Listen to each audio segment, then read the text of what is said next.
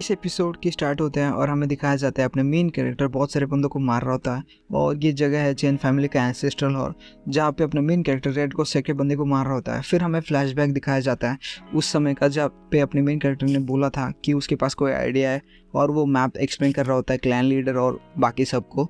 और फिर अपना मेन कैरेक्टर बोल रहा होता है कि जैसे कि वो लोग अटैक कर रहे हैं, वो सारी जगह पे स्कैटर्ड है, वो चेन फैमिली को कब्जे में नहीं करना चाहते, वो शायद से कुछ ढूंढ रहे हैं। और ये सुनते जो बाकी सब एल्डर हैं वो बोल रहे होता है कि पैट्री या चेन, हमें शायद से उनको जो चाहिए वो दे देना चाहिए, इससे कि हम बच सकते हैं, हम जिंदा रह सकते हैं। और सब लोग उसको एग्री कर रहे होते हैं, क्लैन लीडर को फोर्स कर रहे होते हैं। फिर क्लैन लीडर अपने चेन ब्रदर या ये को बोलता है कि तुमने तो कहा था तुम्हारे पास कोई प्लान है। और फिर अब आगे हमें दिखाया जाता है अपने मेन कैरेक्टर तलवार निकालते हुए बहुत सारे रेड गॉस के बंदों को मार रहा होता है। और वो बाकी सबको मोटिवेट करने के लिए चिल्ला रहा होता है कि जो सेक लीडर है उन्होंने कहा है कि जो भी एंसेस्ट्रल हॉल तक पहले पहुंचेगा उसको एक मिरेकुलस पिल दिया जाएगा, जिससे कि वो अपनी कल्टिवेशन में मदद हो पाए। और फिर अपना मेन कैरेक्टर मन में सोच रहा होता है, हालांकि रेड गॉस सेक्ट अंदर और बाहर से दोनों तरफ से अब हारने वाली है, और ट्रेचर लेके वो शायद से भागने की कोशिश करे क्योंकि उनके पास अब टाइम कम है। और फिर बहुत सारे बंदे मार देता है वो। फिर हमें मेन कैरेक्टर मन में सोच ही रहा होता है ये सब कि जो लिंडियन सेक्ट है ना वो बस आती होगी, मुझे बस तब तक ये रोक के रहना है जब तक एल्डर ना आ जाए, और ये तो मैं कर ही सकता हूँ। हालांकि ये सारे बंदे बहुत कमज़ोर हैं लेकिन बहुत सारे हैं, क्या करूँ अब, इसका असर भी मेरे बॉडी पे दिखना लग गया है। फिर हमें दिखाया जाता है दो बंदे, एक तो वो है जो हमने पिछले इसमें देखा था कि वाइट हॉर्न वाला, वो दोनों अपने मेन कैरेक्टर की तरफ देख के बोल रहे थे ये लड़का तो बड़ा इंटरेस्टिंग है, हमने सारी जगह पे ढूंढ लिया था लेकिन एंसेस्ट्रल हॉल यही पे शायद से हमें मिला नहीं था। और फिर वो वाइट हॉर्न वाला बोल रहा होता है कि ये सारे लोग जिसको जान दे के भी बचा रहे हैं ना, वो शायद से एंसेस्ट्रल हॉल है, हमें शायद से मिला नहीं था लेकिन अब मिल जाएगा। लेकिन एक बात हमको याद रखनी पड़ेगी, जो लीनियन सेक्ट एल्डर है वो अभी फॉर्मेशन से बाहर है, वो अब आने वाले होंगे, तो हमारे पास 1 घंटे से भी कम का समय है, तो हमें इमीडिएट एक्शन लेनी पड़ेगी, जाओ। और ये बोलते ही वो जो अजीब सी दांतों वाला मास्क पहने हुआ जो बंदा है रेड गॉस सेक्टर, वो अटैक कर देता है अपने मेन कैरेक्टर की तरफ, और पीछे से जोरदार अटैक होता है। फिर वो अपने मेन कैरेक्टर का ब्लड चाटते हुए बोल रहा है, बच्चे तुम तो बस नेओ रिलम के हो और तुम शो ऑफ कर रहे हो हमारे सामने, आखिर तुम हमारे क्या ही बिगाड़ लोगे।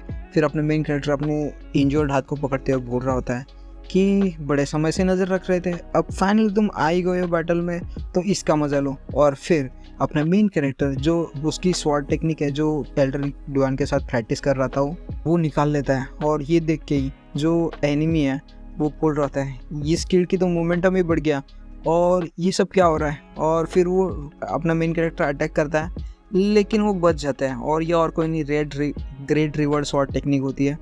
फिर हमें दिखाया जाता है अपना जो एनिमी है वो अपने मेन कैरेक्टर हंस रहा है, हे बच्चे मुझे तो लगा था तुम बड़े स्ट्रॉन्ग है लेकिन मैं तो बच गया। और फिर अटैक तैयार करते हुए अपने मेन कैरेक्टर को मारता है, और अपना मेन कैरेक्टर भी अपनी तलवार से डिफेंड कर रहा होता है। लेकिन जैसे कि आप सब लोग जानते हैं उसका जो कल्टीवेशन है वो भी हाई, वो पावर भी हाई है, तो अपना मेन कैरेक्टर पीछे फिका दिया जाता है। लेकिन अपना मेन कैरेक्टर एक अच्छे से स्माइल देता है और बोलता है हाँ जैसा कि मैंने सोचा था, और क्विंगियन शॉट टेक्निक को एक्टिवेट करता है जिससे कि बहुत सारी एनर्जी उसके आजू बाजू कलेक्ट होना चालू करती है।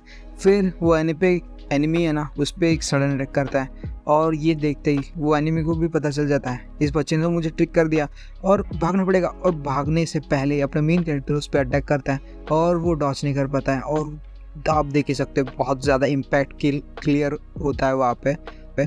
और फिर वहाँ पे खड्डा पड़ जाता है जहाँ पे अटैक हुआ था, और वो जख्मी होता है। तो सब लोग सेलिब्रेट कर रहे होते हैं अपने ये चुंगयान की जीत को, लेकिन अपना ये चुंगयान भी बोल रहा होता है अरे इतना जल्दी सेलिब्रेट करने की ज़रूरत नहीं है क्योंकि अभी तक वो मरा नहीं है। और फिर हमें दिखाया जाता है वो हॉर्न वाला बंदा नीचे आता है। फिर हमें दिखाया जाता है कि वो बोल रहे होते हैं कि मैंने तो इस किड को अंडर एस्टिमेट कर लिया, लेकिन तुम मत करना, हैंगवे तुम देख क्या रहे हो, जल्दी से अटैक करो। और जो हैंगवे यानी कि वो एनिमी वाइट हॉर्न वाला बोलता है तुम ज़्यादा बोल रहे हो, अब तुम चुप ही बचो। और फिर वो जोरदार अटैक करता है जिससे कि बहुत सारे डिसाइपल मारे जाते हैं। और ये देख के अपना मेन कैरेक्टर मन में सोच रहा होता है ये तो बड़ा तेज़ है, और जो बाकी सब टेक्निक लगा के भी मैं बच नहीं पाऊँगा, और जो क्विंगियन शॉट टेक्निक है उसने तो मेरी बहुत सारी एनर्जी ली है, तो मैं इसको और ज़्यादा संभाल के नहीं रख सकता, अब मुझे भागना पड़ेगा।